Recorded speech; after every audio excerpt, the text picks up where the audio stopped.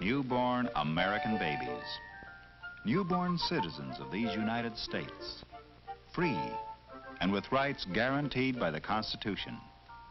But let's take a closer look. These new arrivals in a typical American town have equal legal rights. In class, they are not equal at all. Each has a social status handed on to him by his family, ascribed to him at birth. Meet Guilford Ames III, the latest addition to one of the town's upper-class families. Guilford Ames II is the wealthiest man in town. He owns a large factory. The Ames is one of the oldest families in the community, and so it represents prestige as well as wealth. This is where an Ames family has lived for the last 100 years, and this is where Guilford Ames III will live. Like most of the babies here, this one, Theodore Eastwood by name, has an ascribed status of middle class. His father is Joseph Eastwood, high school educated and a white-collar worker in the Ames factory. He has a steady, skillful job and is comfortably off, but the chances are that he will not advance much beyond his present status. The mortgage on his house is on its way to being paid, and someday it undoubtedly will be. Although young Ted Eastwood has an ascribed status of middle class, the best status he achieves during his lifetime may be higher than the one he was born with. It could be true to maybe David Benton, whose ascribed status is lower class. David's father is Michael Benton, an unskilled factory worker who has a meager education. Mr. Benton rents the upper floor of a two-family house in a rundown section of town. The ability to rise from an ascribed status to an achieved one is called vertical mobility and is particularly characteristic of the United States. There are class lines within each general group, and these vary geographically and in relation to nationality, religion, and race. Class exists in the United States as it does everywhere, and it plays a vital part in the life of every community. Let us follow the lives of these three babies and see how class affects them.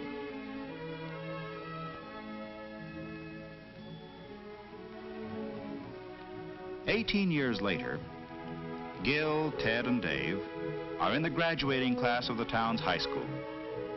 After the commencement exercises, the three boys, who are good friends, meet to say goodbye. Next fall, Gil Ames is going to attend an Ivy League university. Ted, who took a commercial course in high school, plans to get a white-collar job like his father's. Dave is going to work too, so that he can add to his family's income. Friends forever, they've said. Well, maybe in a way, but these boys come from families of different classes, and the lines of social class are real here in America, as they are everywhere, in Europe, in Asia, and even in the Soviet Union.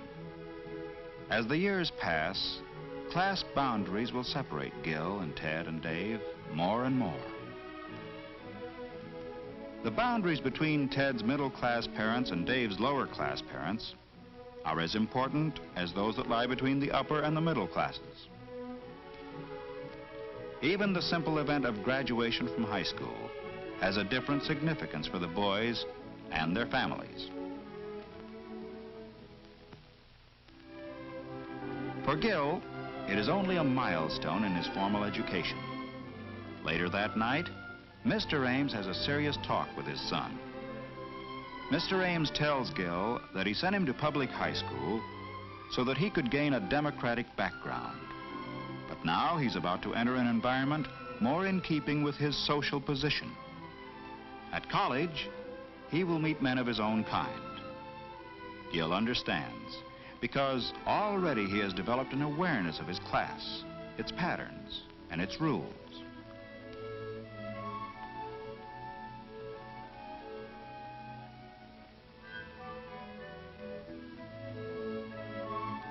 In another part of town, the Eastwoods have just finished dinner, and Mr. Eastwood is talking with Ted about his plans for the future. Ted's record in high school was generally good, but there was one subject in which he excelled: drawing. Ted would like to do something professionally in the art field, but his father discourages him. In the light of Mr. Eastwood's own experience, security lies in business and white-collar work. Ted sees his father's point of view and agrees that the commercial courses he took in high school have prepared him for office work, and so that's the kind of job he'll look for.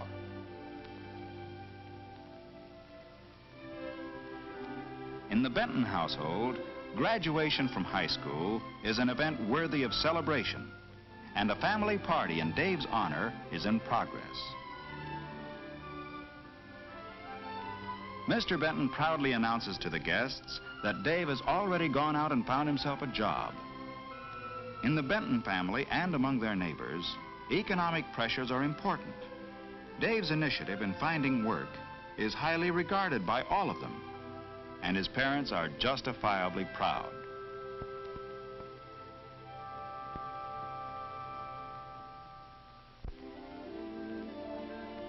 Four years later, Dave, 22 now, has a job at a local gas station. Although he's still only a gas station attendant, he's studying to be an automobile mechanic. The driver of the car is his old friend of high school days, Gil Ames. Gil has graduated from college now and is on his way to start work in his father's factory.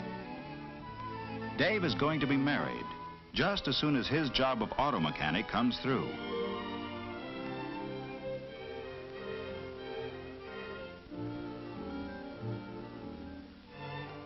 Gil's first day of work in his father's factory turned up still another familiar face. Ted Eastwood has a job in the bookkeeping department. Mr. Ames is taking his son on a tour of all the departments of the factory. Someday, Gil will take over the business, and today, he's beginning to learn about it.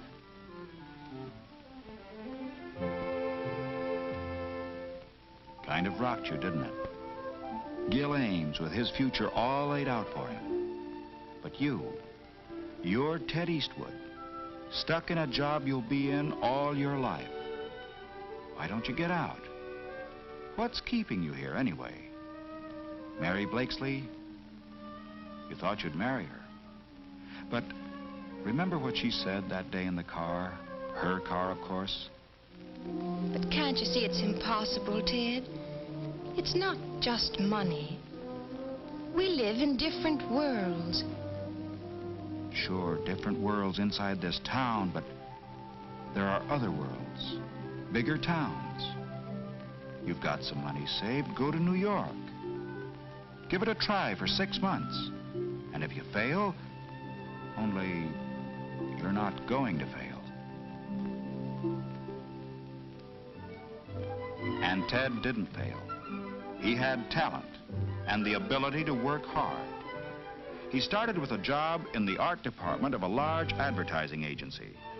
They called him a production assistant, but actually, he was a sort of a glorified errand boy. But at least he was through with bookkeeping and close to the kind of work he liked.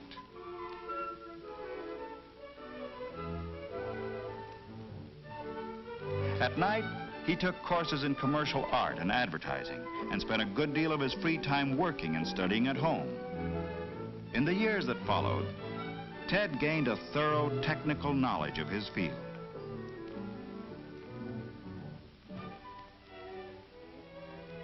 By the time he was 30 years old, he was the head of the art department of an advertising agency.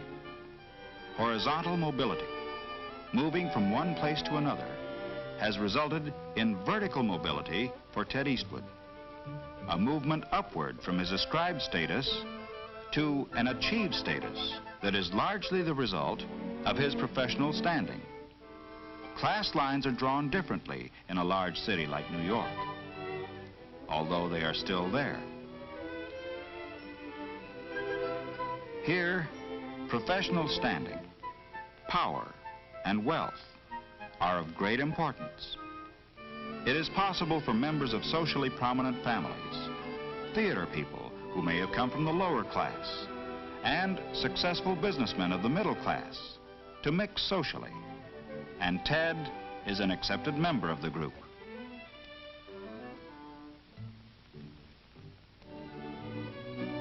But when Ted returns to his hometown on a vacation, how does he fare? Has he a new achieved status back there too? When he meets the girl he wanted to marry, have things changed? The town is small enough so that Mary has heard about Ted's success in New York. But this isn't New York. Mary is married to Gil now, and although they are friendly enough toward Ted, he still isn't part of their world, and he never will be.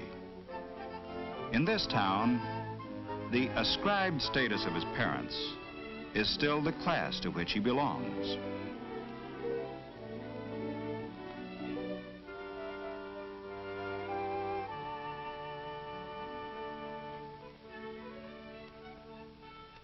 Ted's mother brings him up to date on all the town gossip, but he only half hears her. The meeting with Mary has stirred old memories in him. He's remembering what she said to him about different worlds. He knows now that to her and Gil, he's still the nice kid from the wrong side of the railroad tracks, no matter how successful he is. His achieved status is higher than that of his father's because he has a profession, but that status depends on a place. In this case, New York. Dave Benton, on the other hand, has changed his status hardly at all. He's now a skilled auto mechanic. And although his achieved status is not much better than the one ascribed to him by his family, financially, he will be able to provide better for his wife and children. His third child, a son, was born in the local hospital just yesterday. This new Benton baby has the ascribed status given him by his family. He may, as he grows up, reach a higher achieved status as Ted Eastwood did. Or he may, as his own father did, stay in the class to which he was born. His vertical mobility will depend greatly upon him, his character, his talents, and abilities. It will possibly depend, too, upon geographical mobility, because the criteria for class boundaries vary from place to place. And so it will be for all these babies, all citizens, all equal before the law, but not the same by standards of class.